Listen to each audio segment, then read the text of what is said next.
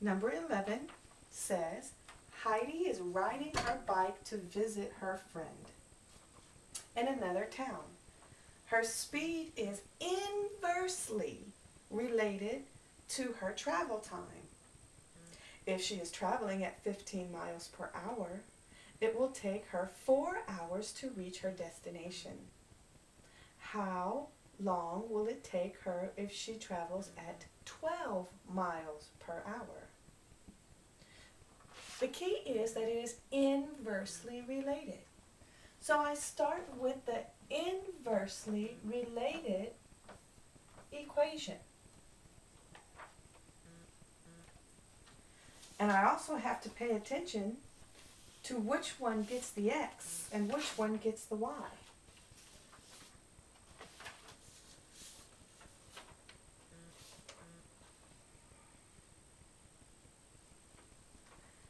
We have that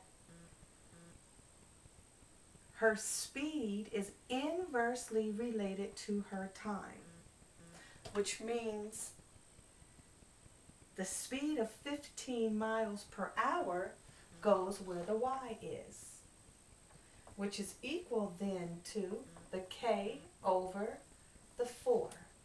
And my first goal is to solve for k. I solve for k by multiplying both sides by 4 to get k equals 60. This is called my constant of variation. I use my constant of variation to find the second part of this problem. Going back to the y equals kx, k over x, I now substitute the value for k that I found. Y equals 60 over x. The last step then is to substitute the 12 miles per hour where the y is. So I put 12 equals 60 over x. How do I get x by itself? Well, first I got to get it out from underneath that denominator by multiplying both sides by x. X cancels, and I have 60 equals x times 12. I then move the 12 by dividing both sides by 12. 60 divided by 12 is 5. X is equal to 5. 5 hours. Because it says, how long will it take her to travel?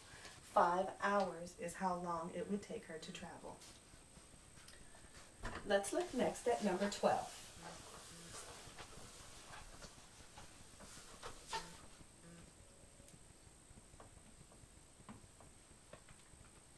Number 12 says, a square checkerboard has a side length of 4 inches. What is the area of the checkerboard? Again, it's telling us that this is a square that has a side of 4 in. Remember the thing about the squares, all 4 sides are equal. So if one side is 4 in, all sides are 4 in. And to find the area, I multiply base times height, which is 4 in times 4 in. 4 times 4 is 16, and n times n is n squared. They give us the unit of inches, so this would be inches to the second power. Number 13 asks us to solve the system of equations by elimination. Number 13. 2x plus 8y equals 12. 6y equals 4x minus 2.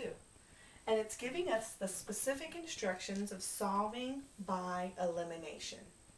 Well, if I'm solving by elimination, I first have to have both of my equations in standard form, which means this 4x is going to move to the other side to join the 6y. It moves over by making it a negative 4x. And I have my new equation of 4x plus 6y equals a negative 2. My first equation, 2x plus 8y is equal to 12. From here, I have to either decide to eliminate the x's or to eliminate the y's. Since I have a negative 4 and a positive 2, I'm going to choose to eliminate the x's. In order to eliminate the x's, that number has to be the same. The coefficient has to be the same in front of the variable. I get that coefficient to be the same by multiplying that equation through by 2. My first equation stays the same, and my new equation down here becomes 4x plus 16y equals 24. I now have elimination happening. The 4x has eliminated with the negative 4x.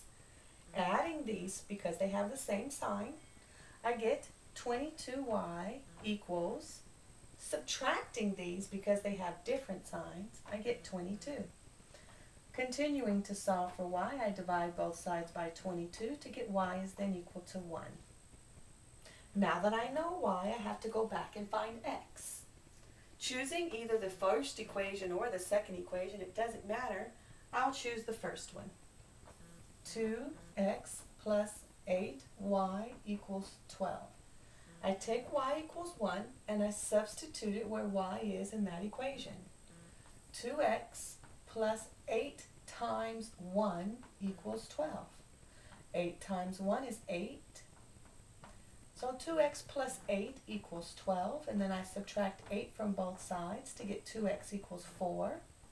Dividing both sides by 2, I get x is equal to 2. Putting the x equals 2 and the y equals 1 together, I get the ordered pair solution to 1. And that would be the solution to the system of equations.